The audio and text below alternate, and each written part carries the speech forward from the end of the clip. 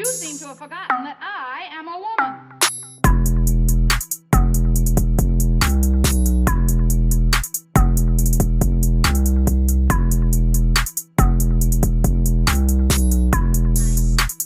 Okay then. Well, let's step it up a notch then. What would your rap name be? Yeah.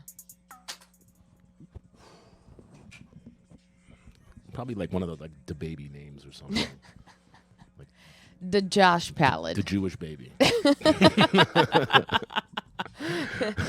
He's the Jewish baby. Just Mazel. Mazel. Mazel. You know, like, With 2 L's. yeah, they'd have to like do that. Yeah. Are we good to go? Ma triple Z ill. Ma XXXL. All right. Let me shut off some of the nonsense. So Someone said, hey guys, hey you hoes out there, welcome back to Haus Haux. Thank you for sticking around. Off the top, if you're back, we're almost at 10 episodes. This is episode 9. Yay! We never thought we'd make it this far. So please continue to support this podcast by subscribing and share with your friends. I appreciate everyone so far that has come on. And today we have a very special guest and friend, comedian and host of the Mac Almanac, Mr. Josh Pallet. Thank you. Hi, it's such an honor to be here, Ani. Thank you for coming and hanging out and bringing a palette of different things to taste. Yeah, seasonal. Seasonal things to taste, because you know I'm a seasonal hoe. Yes. And because you also listened to the episode with Kevin, Right. You will find out that I was the only one that was being seasonal on that episode. So I appreciate you coming in and one-upping him. You're a pumpkin type of person. Yeah. Spice. Yeah. These are flannel flavored. It's flannel flavored. It tastes exactly like flannel. It does. It tastes like a burnt shirt. The first one does. We're only one in, so Bud Light, you can make it up. Right? Yeah. We tasted the Toasted marshmallow. toasted marshmallow, and It tastes like a stroke. Didn't they say like you taste burnt almonds, right? I thought it was gasoline. I can't feel my left side. Either way, that's what it tastes like. You know, we should do it like a torture thing, like try to get someone drunk strictly off this flavor, without It's called vomiting. Haunted Haus Haux. Haunted house. It tastes like vomit. It tastes like my new puppy ate it. You know what it tastes like? It tastes like a candle. It does taste like a candle. It tastes like a candle. Like if you're like you go to one of those Bed Bath and Beyonds Yeah. and you're tempted, you're like, oh, it smells so good, and you bite into the candle. You sniff just a little too hard. They've managed to can that. So go out and get yourself some. Yeah, and if you don't want to go there or eat candles, you could buy my candles at animoushmedia.com or on my Etsy store. Thank you. What's your Etsy store called? It's called By Moosh. By Moush. Yeah, so very easy to remember if you Right. follow my Instagram page, Right. by_moosh, where you see all of my art and things. But I opened that at this point when this episode is coming out. It'll be about a month now. Coincidentally, your OnlyFans is By Moush also, but it's B-I Moush. I wish I was that creative. Awesome. So, thank you for coming on.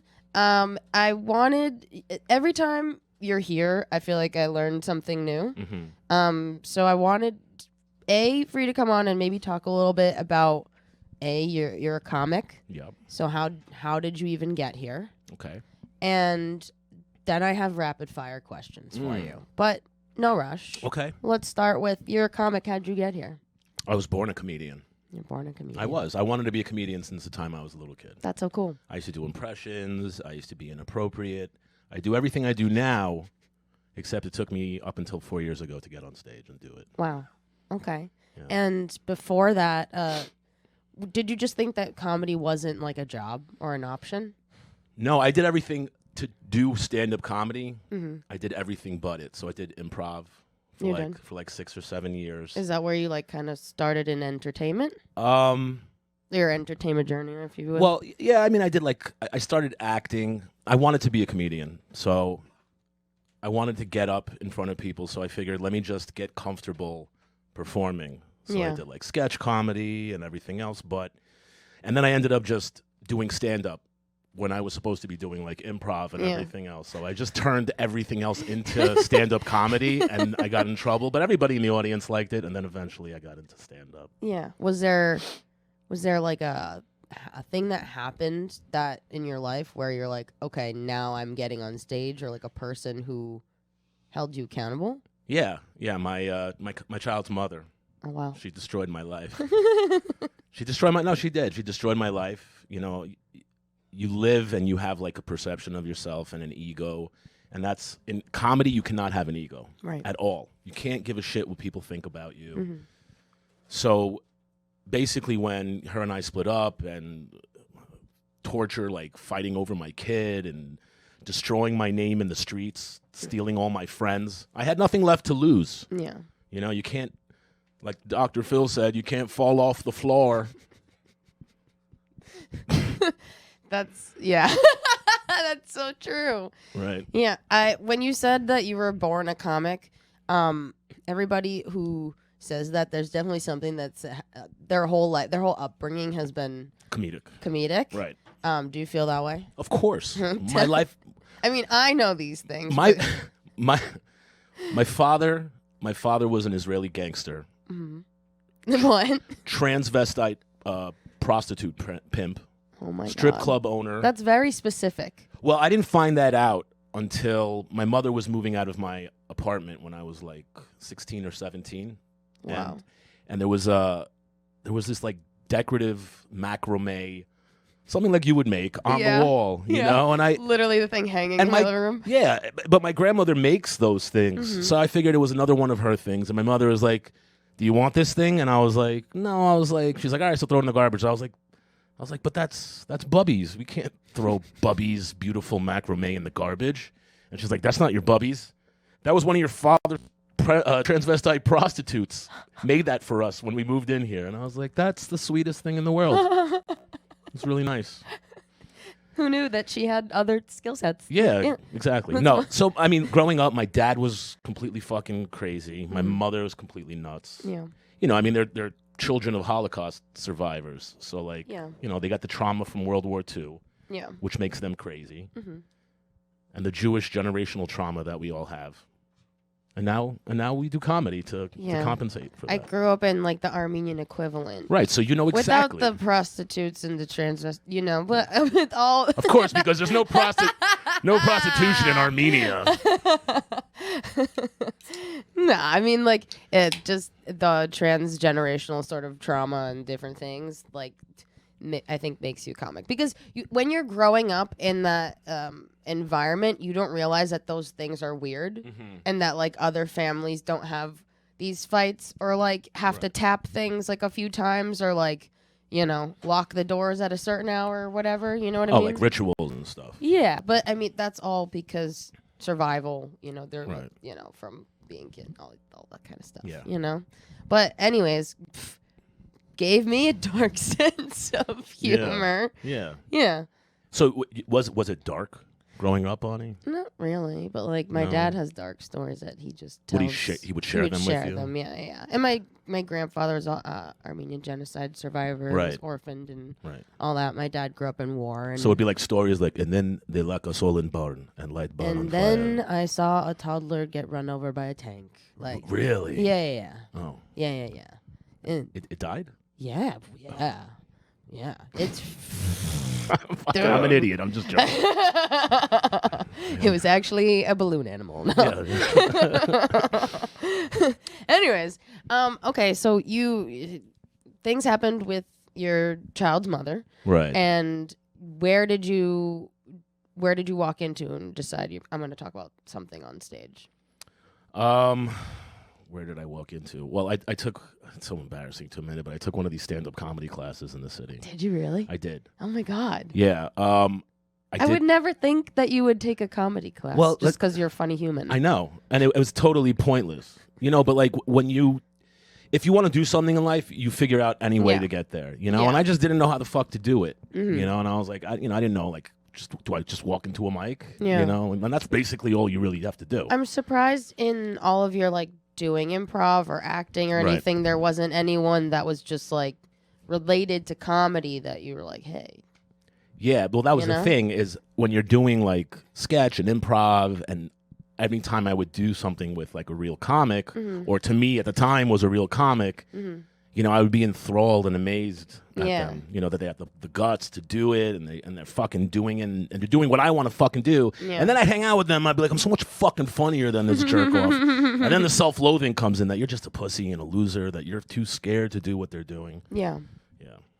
I think this is what I wanted to get your take on too. Yeah. So just a weird segue. I had a high shower thought today that all relationships are the same. It just depends on how vulnerable you want to be. Does that make sense? Do you mean in like a romantic relationship? Sure. So let's use that as like an example because Okay. I think the principle can be applied otherwise. But let's just say, okay. So obviously, I think from like a women's perspective, right?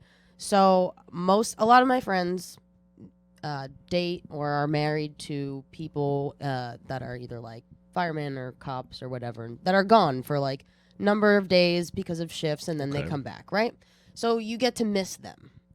Right. You know, and then you get to have time spent with them, and that's what that is. Okay. And not that you have to be like vulnerable in those positions, but it's very possible that they could leave one day and not come home because of their job, Okay. right? And then I think about because Irish and I are in an open relationship, and that requires you to be very vulnerable, Right. and we work and live together. Right. So it's not that I don't have like time to miss him or whatever, but like I'm just using us as an There's example. just no way that he can't come home. Well, if he I just would know if he was cheating on me. Right. You know what I mean? Right. But there's no reason for him to cheat because we're open and I know Right. these things. He Right. tells me, I tell him, yada yada yada. Right. But that requires a different level of vulnerability because a lot of the times I get like comments, not that I don't care, but a lot of questions on like that type of relationship. Okay. And I think it's the same. It just he could, if he didn't come home one day, then I would have to start over the same way if anybody Right. else's Right. Or if he died, yeah. Right, Right. it's- Right. Or if he left you. Right. Basically, what you're saying is that love isn't real. That's basically what you're saying. And I understand what you're saying. That was the thought that you had. But no, You were basically saying you pick the person, you choose them, because you're saying it's how vulnerable you want to be. That love is a choice. It's Yeah. 100% a choice. and if you want to be with that person in any capacity is a choice. It's just whether or not you trust them and your relationship that you build or whatever. And I was like, what are you going for? This one's yours, actually. Here, we're at Apple Crisp. We're at now. Apple Crisp. Cheers. It tastes like hot apple cider that's gone flat, and then they add bubbles to it. Oh, Jesus Try it. Christ. It's really not a win so far. We're down. L'chaim. L'chaim. Anyways, hey babe, we're talking about you. It's really bad. It's I just went right past it.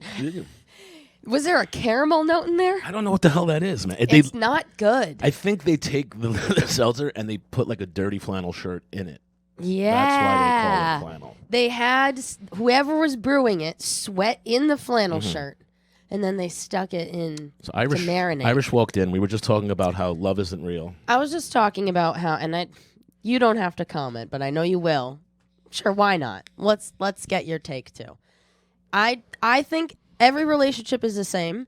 It just depends on how vulnerable you choose to be and how much you trust the other person. So, for instance, the example I was giving is someone could be married to a service man, a civil servant, where they are gone for various amounts of days.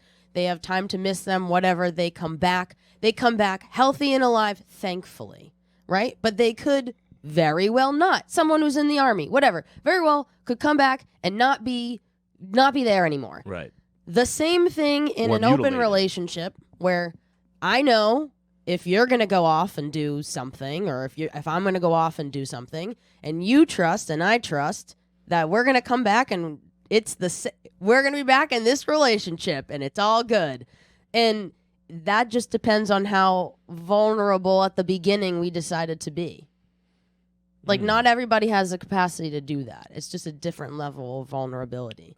I mean, I'm not gonna pretend to know what the fuck you just said. Am I sucking right now? No, it felt I was like confused that entire time, and then the last little diddly of what you said, I was like, okay, but like that seemed like an entirely different thought than what you were saying. I'm But saying that say, it's sure, not. whatever you set it up at. It's all about what you set it up as at Yeah. the beginning. Yeah. I have a question. So you guys are in an open relationship. Yeah. So you're both aware if you go outside of your inner circle. Correct. Would you, and this is for both of you individually, are you okay going with someone who's cheating on somebody else who's not in an open relationship?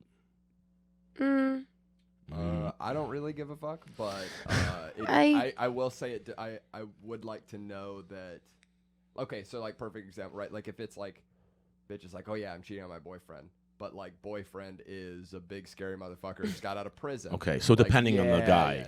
Kinda, like if I look at him, I go like, okay, he doesn't look like he's gonna snap and shoot and kill me. Right. Fuck. I wouldn't. You never know who will, man. Because if it's not me, my buddy Dirty Mike said this once. He's like, if it ain't you, it's gonna be someone else. Yeah. You might as well. Well, that I agree with. However, me personally, I'm just at the point where I've been in that position before, and I just don't feel like ever being in that again or having any karma come back to me.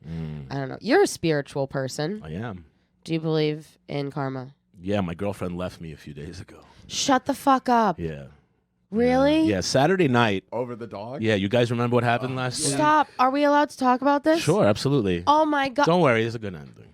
Oh my god. It's a good ending. I got her deported back to her country. Shut the fuck up. No, I'm just kidding. I had no idea about this before I started talking to you about this, by the way. Oh my god. Yeah. You know the Are best you part good? is fucking Kevin saw her packing up and didn't tell me. Oh. Because I was performing in this we had a weed show on Saturday night. That's how much he respects your comedy, dude. Yeah, that he doesn't tell me till we're leaving the show, and he's like, I can't wait for him to come here later. but this is the thing. This is a show, it's a vendor show, so I'm on like 1 billion milligrams of edibles. I'm stoned. shit. I had a killer set. It was a good show. Like, Yeah. you know, I'm on a high. Me and Kevin split up after the train. He tells me on the train, like, yo, I didn't want to tell you, but, you know, your girl was packing up and stuff. And I was like, whatever. I was like, we'll get over it, you know? So him and I split up. I go to the fucking candy store. I get some water and shit. I buy her favorite potato chips. I get in the house. I'm all stoned. I'm like, all right, we haven't spoken in like 3 days. It's time to make up. Like, I'm looking around the house, and Kevin walks up to me. He's like, there's a note for you on the table, dude. And I'm like, motherfucking. I go, and you know what I say to him? I go, did you read it? He goes, yeah. I'm like, you fucking piece of shit. Oh no. And I mean, how could he not read? she left me a Dear John note in highlighter, okay? It's fucking in highlighter. Women still leave. What color? What color? What color? Yellow, I think. I'm colorblind. I don't know. It's either yellow or green. I couldn't. Wow, No, that's it so matters. rude. It matters because yellow you can't see the most, like Yeah. in the Yellow in the on letters. white paper. And Yeah, you're like, it was. No. She took the dog, disappears with the fucking. And honestly, all this happened because I went and got the world's cutest dog in the world, and I Yeah. gave her that. And same thing happened with my kid. My kid came out, beautiful blue-eyed baby. My ex was like, I don't need this fucking dickhead anymore. I got a blue-eyed baby. I give my fucking new girlfriend a beautiful blue-eyed white husky. Doesn't fucking need me anymore. Question: your money to pay for the dog? Yeah. Call the police. It's She your stole dog. Dude, all right, so let's get to the end of the story because believe me, if I was such a contemptuous person, I would do terrible things. But I kind of told her like, you better not steal my fucking dog. So anyway, I get home, she's gone. Then I was like, where's my cat? I thought she stole my cat too, No, dude. man. Not the 18-year-old Yeah. cat, dude. He's a gangster. Nah, she didn't steal him though. And then I was like, why didn't you take him? That's fucked up. He's not worthy of not your good love. What the fuck? And then it was such a bad night. And I called her, and I'm fucking drunk and high, and I'm like, "What are you?" I was so fucking. disbelief. I was in such. I mean, listen, we did not talk for 3 days, and she did sleep in the other bedroom for 3 days. But that's no reason, baby. Come on. Fucking drama queen. 3 days is like, it's fun. Dude. You lived together, and she was becoming Jewish. Well, that was the thing also, like, man, Wait. By the way, What if dodged a bullet on Hold that. on. First of all, well, A, dodged a bullet. Remember, you said we fucking cost you 10 grand? I listen, you think I didn't think about that? Yeah. Okay. You think I didn't fucking think about that? Okay, first of all. Second of all, did you tell the rabbi yet? No. Okay. No, I told my very best Jewish friend, Okay. who's also in the process of converting a Mexican girlfriend. Okay. Because he kept calling me. And he actually called me today. I still didn't pick up. And I was like, bro, I broke up with my girlfriend. So anyway. What if she just moved out just because the rabbi said you weren't supposed to live together? Well, she would inevitably have to. Yeah. She Well, would- what if she just did it early? Dude, the Oh. bitch tried to take the dog. That's fucked Oh, up. yeah. No, she left because she She got did a it with fucking, malice. Yeah. Okay. Yeah. Just Yeah.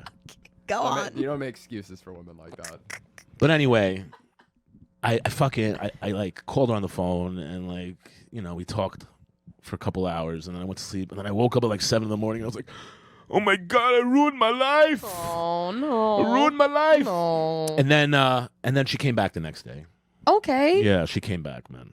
She's back. She's back. She's back. See, Oh, I didn't okay. need to call the It's- police. That's Oh, thank God. that's what I meant, Irish. I didn't need to call the police. Oh, If she my- didn't show up, I would have called. So now you're still spending 10 grand to make her Jewish. Well, so then she came back in the house. She came back in the house, and then I think like the dog took a big shit in the middle of the living room, and like Kevin walked by, and I looked at him, and I was like, I was almost scot-free. I was almost free. Me and my pussy heart needed love. Had to have someone to love me, right? Oh my God. But it comes back to looping back to like you saying it's about how much you're willing to be vulnerable and all that. Yeah. It really comes down to who are you willing to allow to quite possibly and most likely hurt you. Yeah. Because everybody who you meet in life that you allow a piece of your heart, whether it be a friend, whether it be a lover, family, they're going to fucking hurt you. And it Yeah. always hurts the worst when it's somebody that you allow to. But that's why the choice in love is choosing, like, I know this person's going to hurt me, or very Yeah. likely that they will, but I love them so much, I'm forgiving them ahead of time. And that's what love is. Right. And I think that even if it doesn't work out, it doesn't work out just as much one way as it does the other way. Like, Right. you know what I mean? Like, you could have a perfect relationship and be together from high school or some shit and get divorced as someone just fucking meeting someone on the street. Like, same amount of stories I hear. Well, it's just about being honest and shit. Yeah. I mean, even like Can I get a lighter too? even like the most trivial shit, honestly, because I can think of like even just in past relationships, the amount of hours I spent watching dumb shows I didn't want to fucking watch. Right. And it's like, I get at some point, like, like every now and then, like at night, you're like, oh, let's watch a show and stuff, and it's like, it's still like. But I'm like, I'm not gonna sit through something that is gonna make me fucking miserable. Like, Right. it actually made me watch like some dumb history thing that was like something I didn't give a fuck about or this or that, and it's you feel like obligated to like, okay, my partner's asking me to do this, but I'm like, no, I only have like one life, dude. I'm not gonna like waste. Right. I'm not gonna waste even an hour of it watching some dumb shit that I know I won't give a fuck about. I just feel like I've always, my biggest thing was, I don't care if the truth is painful. I would rather know the truth. Right. And there's ways that you can deliver the truth. I'm not saying he delivers the truth perfectly every single time, but I think that I would rather know the truth and be able to make a conscious decision Right. based on, let's have a baseline, the same thing, rather than like be wondering all the time. Right. Well, the fundamental of the relationship should definitely be truth, but truth is not something you always need to be with your partner. Yeah. The basis of it, being honest with each other, being, The forthright core and principles. has to be based off truth. But being completely honest with your partner, that's not a good way to live. And Yeah. you guys know I'm like a Jewish dude, and like I go a lot of it based off of like Jewish philosophy. And in Jewish philosophy, like you're supposed to like care about someone's feelings. So like, if someone looks like a bum, you don't go, you look like a fucking bum today. Yeah. You compliment them like, oh, you have such nice eyes. Like that's what truth is. Like the most important thing is to be kind to people. Yeah. Right? Yeah. Do you feel like there was a Irish is like, Irish doesn't feel the same. It's okay. This is my show. We're gonna be nice on my show. Listen, we're drinking flannel now. I know. It's okay. I'll definitely have some whiskey after this. But, okay. So where was I going with fucking flannelness? Core principles, the same. What about these old people you see? What do you mean? Like, how does this even happen where you have these people who are together for like 50, 60 years? Dude, I don't know. But they're okay with complaining to each other. Is that what it is? I don't know. They cheat a lot. No. Is that what it is? I mean, like, I don't think my parents have, Are your parents still together? Yeah. They are? Yeah. How long are they together? 35 years. All right, almost. so they're an example of that. Yeah, my dad was divorced before my mom, Okay. so he's been through it. But my Right. mom was like, pristine coming into the relationship. She's never like, She was a virgin. yes, a very unmarried, the maiden, I will you take know. her.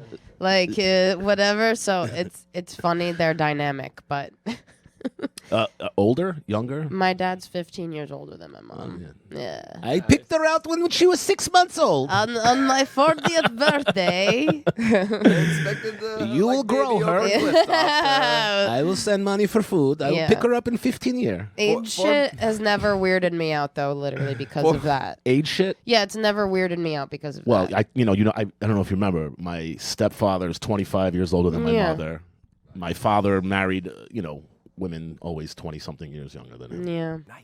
Yeah. And I'm dating a girl 12 years younger than me. There you go. So There you go. nice. That's okay. Can we? We went to my son's Halloween parade this morning. Oh, that's cute. And I brought my hot young girlfriend and my beautiful blue-eyed dog. And I know my son's mother was around there somewhere. Yeah. Yeah. I could tell because he was like nervous to like be happy to see me, the puppy, and my girlfriend. Really? Yeah. Aw. Yeah. And I was like, it's all right, buddy. Mommy's not that mad. It's all right. Look how good daddy's doing. But the whole fight I had with my ex is because she didn't want my ex to see the new dog. Yeah. Yeah. Fucking weird. Which makes no sense. Yeah. Okay, wait. So we got all the way here because I said you're spiritual, right? Right. And Sorry. that's okay. I try to I'm trying to be better with getting back. Because we get high sometimes. Yeah. But have you been like that your whole life? What? Spiritual. I've always had a deep faith in God. Really? Yeah, because my life was so fucked up as a kid that if I didn't, I wouldn't have been able to survive. And I truly believe He carried me through every single crazy Do you instance in pray my every life. day? Every day. Wow. The same prayer? Or just Well, I do. you say what's up? I do. Jewish men are supposed to put tefillin on weekdays, except for Saturday and except for certain high holidays. You know what that is, tefillin? No. It basically looks like some bondage stuff. It's these it's these boxes with a specific prayer on the inside. These are like special made things. Yeah. And then they have these leather straps on them, and then you wrap them one around your arm, and you wrap one around your head, Oh. and you say a specific prayer to God. You're supposed to do that at least once a day. And so what I do is I'll do that prayer. That prayer, I don't do the full version, which is probably like 10 minutes. I do one that's like maybe 3 minutes long. Mm-hmm.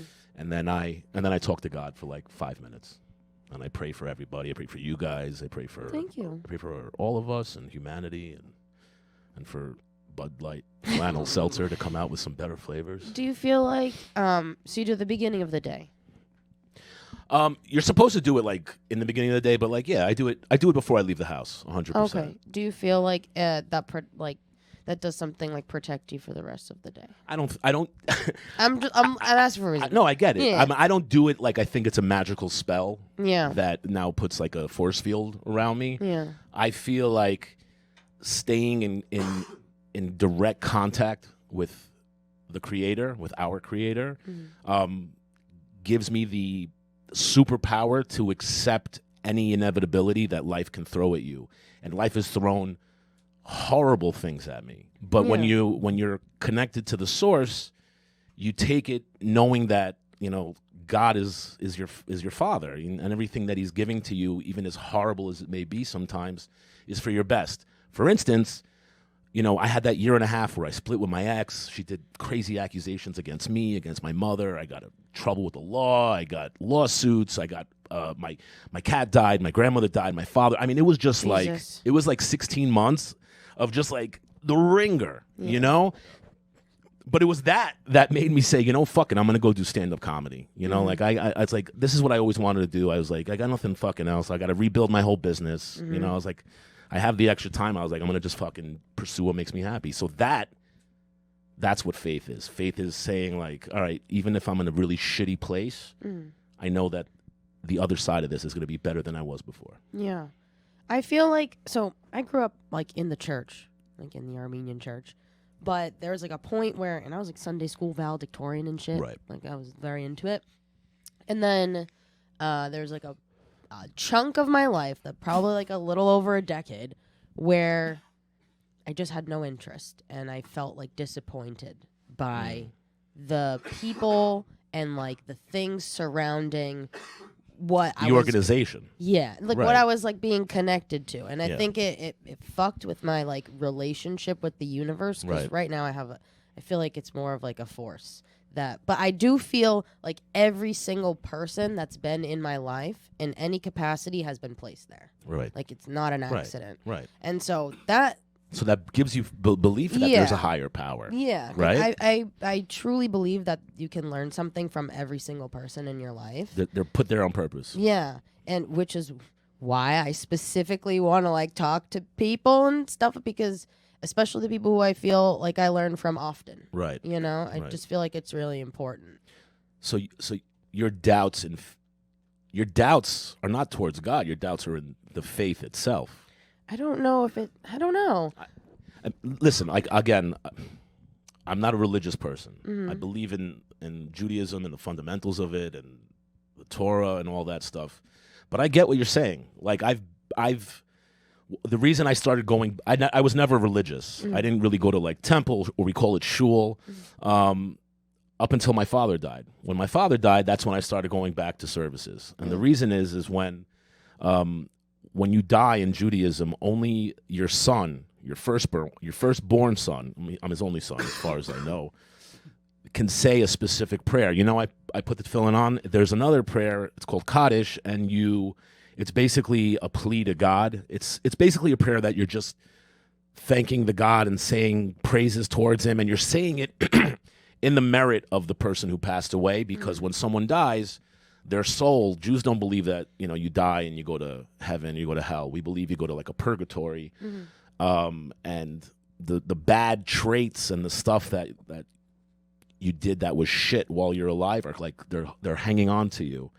So they need to be ripped from you, and basically this prayer is you're asking God to show favor and compassion towards it. And being that my father was a transvestite prostitute pimp, Israeli gangster strip club owner, I thought like Jesus, not Jesus. I thought not Jesus. I really need to go help my pops out, and I didn't have I didn't have a really good relationship with my father. He just wasn't around growing up, and part of it I feel to blame, and that's just my own personal shit. But like, obviously he's the adult. Yeah. But this was a way to somehow resolve and make up for like the lack of what existed while he was alive. Yeah. That's really nice, by the way, that you do that. Thanks. That's very nice. Thanks. Oh, funny about my dad. I was going to send it to you guys. I forgot to. You know what I found 2 days ago? I was talking to someone about my father, about my dad's business. So I went and I DuckDuckGo'd my father's name, because there's crazy shit my dad has done in his life. Yeah. I found his patent application for his human sex robot. What? He had these dolls made up. Serious? Yeah. In 2004 he made them. In 2005 he applied for the app, for the patent app. But he made these full size, because my dad was in the porn industry, so like he knew these porn stars, and he had like, I only remember one of their names. It was a guy. His name was Dale DeBone. So he had like a Dale DeBone doll, and he had this other, like, two other female characters, and they had an MP3 player built in their back, and when you would have sex with them, it would moan in the voice of the porn star. What year was this patent? He was a fucking innovator. He created these things were made in like 2003, 2004, but the patent app is from 2005, I think. Yeah, he had some like... Wow. little factory in China making. That's insane. Yeah. He also made this thing called Play Dolls XXX, and they were basically Barbie dolls of strippers. They were like 3/4 Barbie doll strippers. Oh my God. He thought this was going to be the newest thing. And I used to be a stockbroker with like these Fugazi stockbrokers, and he used to ask me to go and pitch these lunatics his bullshit. Oh you know? my God. I could just imagine he's like tinkering away and he's got a sex rope. He's welding in the middle of the night. Joshi, come here, pass me a labia. I need the labia. He's got a cigarette. A labia, Joshi, a labia. An unlit cigarette just hanging out of his mouth, a toothpick on the other side. There's a video on YouTube. My father paid for this promotional video. He had this other business idea where he bought this thing called Las Vegas Hotline. Can we watch this on the Mac You Almanac? can. We'll watch on the Mac Almanac. It's called LV Hotline, and basically, it was a website promoting Las Vegas. Mm-hmm. But by the time like he created it and it came out, it looked like it was 15 years old. You know, it looked like pre MySpace shit. You know, and I remember, and like I'm not a genius, but I was a pretty savvy dude, and I worked in investments, and he would like tell me these ideas, and I was like, this is the stupidest fucking thing. And at one, it'd be retro and cool now. Yeah, now it would be. He ended up, because my dad was in the nightclub business and everything. In the 80s, there used to be a thing called a hotline. So like, you know, I needed a weed hotline. You'd call up like, where's all the weed spot? And that was the hotline. But nobody knows what a fucking hotline up until what's his name came out with Hotline Bling, and I was like, oh my God, he's gonna save my inheritance, and then my dad died. Oh my God. Yeah. But what he did is he bought every single prefix hotline. So he bought Las Vegas hotline, New York hotline, this hotline. He bought like thousands of domain names. And it costs like thousands of dollars a year to keep them registered. And basically he died and everything was fucking worthless. Wow. Yeah. I forgot why I was starting that story. Your dad being an innovator. So the video. So they had this like scam, you know, where they pay. There's a company and they'll give you an award and they'll create like a commercial for you. This, by the way, we should do this. Okay. And we'll do. Okay. So they present. So basically, they had the People's Court. You ever hear the People's Court? You know the guy who stands outside and like asks people questions? Yeah. So that guy's the host. Okay. That's the guy who's interviewing my father. And William Shatner is the host of the show. Okay, William Shatner's like, and now we're going to check in with another one of our great recipients of the Keeping America Safe Award, or Business Innovators, coming to you now. And then it turns to that guy from the People's Court, and he's interviewing my father. And my father's sitting there explaining this asinine business idea. Yeah. And he has a cast on his hand. Yeah. And I remember I saw him after he had his heart attack, and he's like, oh, you saw that video? And I was like, yeah. He's like, you saw my hand? And I was like, yeah. He's like, he found out that some guy like tried ripping him off like right before he got on, like the day before they shot that thing, and he punched his hand through a wall and broke his hand. So that's why he has a cast on his thing. That was my pop. But he won an award. He's like, thank you very much for the Keeping America Strong award. It's hilarious. It's really hilarious. Oh my God. We're going to find a picture of that, and I'm going to put it right here. There's one video that I'm going to pay somebody to hunt down. My father was on Letterman when I was a kid, on Stupid Pet Tricks. You ever hear of Stupid Pet Tricks? No. David, you know who David Letterman is, right? Letterman used to have a segment on his show called, it was the biggest thing in the world. It was called Stupid Pet Tricks. Oh my God. And they would bring people out with their pets. Oh, yes. And they would do pet tricks. Pet tricks. Oh, yeah. Dude, thought you were saying something else. I did too. I was like, Stupid Patrick's? Is that a word? Like, yeah. Like Stupid Patrick's. Yeah. Oh, I thought you were saying pet tricks like metrics, but go on. I'm sorry. It's okay. I'm from Queens. I apologize. No, Stupid that's cool. I'm half Patrick's. retarded. Yeah, I am. Not yet. But he brought my father, you know, he was this big, giant, gangstery Israeli guy. He used to walk around. He had a blue macaw, African macaw. You know those birds? Yeah, like the ones you see in the restaurant? Yes. And he used to walk around with it on his shoulder like an Israeli pirate. So he brought up the pet on Letterman because his bird knew how to open the lock on his cage. And I remember as a kid, I was like, I thought it was the most amazing thing. And then like, I was like, it's a fucking bird. He picked the lock and he opened it sideways. Like he didn't break a combination lock or something. It's easy to entertain people. I was staying over his apartment one weekend with a friend of mine, and you know he would leave me for the entire weekend. He would just like give me like a few $100s and like entertain yourself. And we would just buy like comic books and like toys and shit. And we bought little rubber BB guns. And my friend and I were shooting the bird from the other side of the apartment. And my father walked in, and that was my dad's. My dad used to tongue kiss the bird. He said, "Well, Gable, give me a kiss," and then he would stick his tongue out like this. Oh my God! I swear to you, Ani, I swear to God. And the bird would stick its tongue out, and they would tongue kiss like this. This is my dad. So he walks into the apartment, and my friend David and I are shooting BBs at the bird, and we're like, oh my God, he's gonna beat the living shit out of us. And he walks over and goes, "What are you doing?" And he takes the gun from my friend David, and he turns around and he starts shooting the bird. Oh my God! My father's insane. Yeah. So yes. Obviously, your friend's name was David. Yeah, that was David. Amazing. Oh my God. Okay, so we'll fast forward a little bit. Yeah. Because I want to do one segment before we're done. But so, fast forward to all these things happen to you.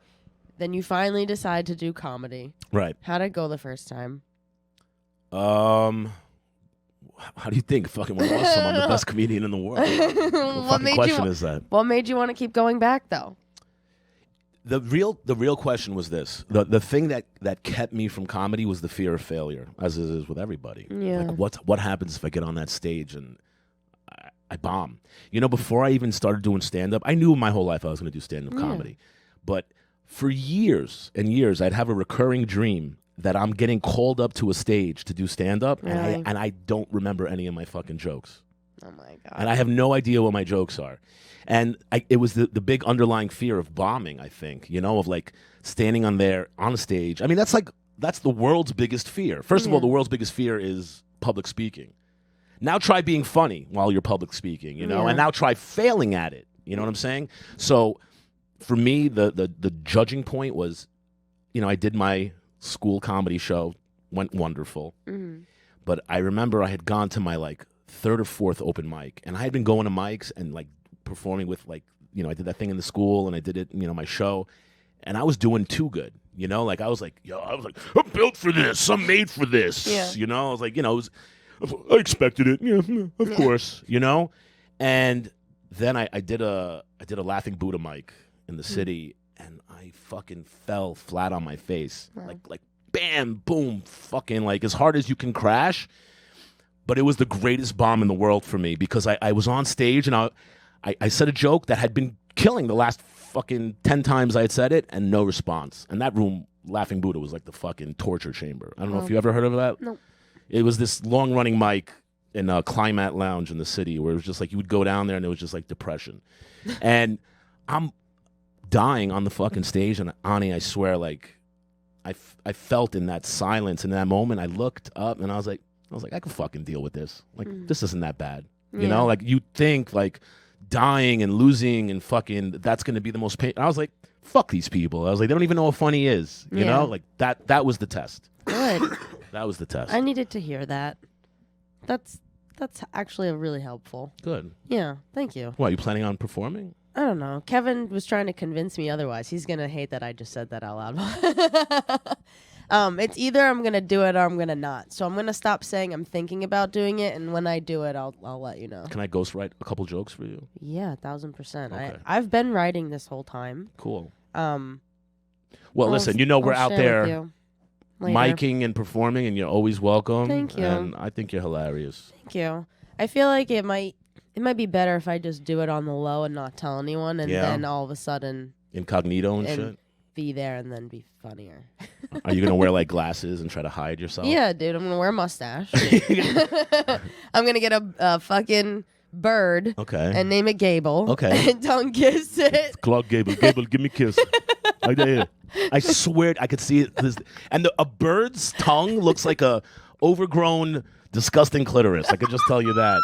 It's Ew. It's like this bulby little ugh. A bulbous tongue. Ugh. Disgusting. Gable, give me a kiss. Okay. The last thing that we'll do, I do this at the end of every episode. Since I've been using this podcast as accountability for me to like keep up with my personal like art and projects and things like that. Every week I kind of update what I did last week and if I was able to keep myself accountable. Sometimes it works, sometimes it doesn't, but it's definitely helpful to manifest and keep things. And it's good to punish yourself if you're not. Yes. Right. I need to report to someone. So I said that I was going to do another page in my coloring book. I did. I'm designing a coloring book. How's a pumpkin spice? It's not the worst of the three. Really? It's pretty bad though. Okay. I did that. You did your coloring books. I'm designing a coloring book, an adult coloring book. So you make the picture and then you put like a number of what they should color it in with. No number, but it's like a wireframe sort of like. So you choose. You can color it in. Okay. But I'm designing it. There's a theme to it, and there's a whole thing. And my goal when I started this podcast was to get it done by like the holiday season, so that hopefully people would like to purchase it. Is it going to be a holiday themed? No, it's for the new year. Okay. But I'll give a little teaser every time I talk about this. Okay. But I'll tell you more about it off the episode. Okay, cool. So I've worked on that. We're on track. And I also made a playlist. It's called House Music, HAUS Music. You can follow that, and I'll take suggestions. That's just going to be something that I'll keep going for this podcast. We can add it to the in the description of this podcast. That's great. Yeah, it's on Spotify. I'll add it maybe on YouTube too. That way, if you need like a pump up playlist before you start podcasting, then you can use that as well. How's Podclass going? Oh my God, Podclass is great. If you haven't already checked that out, check out Podclass. We're going to be taking a holiday break shortly, so catch up on all of the episodes, and that's on our Too Much Content YouTube page and on toomuchcontent.live on our Instagram.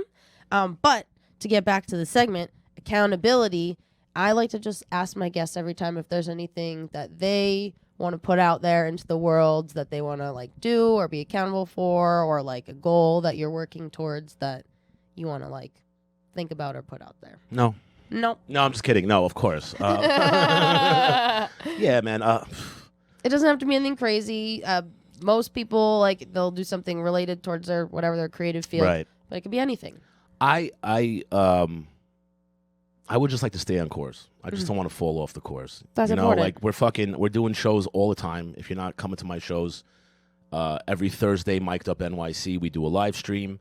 A couple times a month on Saturdays, we have a mixed show, with poems and live music, including this week, but you won't see this until after. Yeah. And the Mac Almanac, and I mean everything. I'm shooting a film in December. You are? Yeah, I am. Oh, that's cool. Yeah. Can you talk about that at all? Yeah, I can talk about that. I'm actually shooting a film next month and in December. The one in December is a little bit bigger of a film. The next month is just it's an independent film from a friend of mine. That's awesome. Yeah, I'm playing a demon. Cool. Yeah.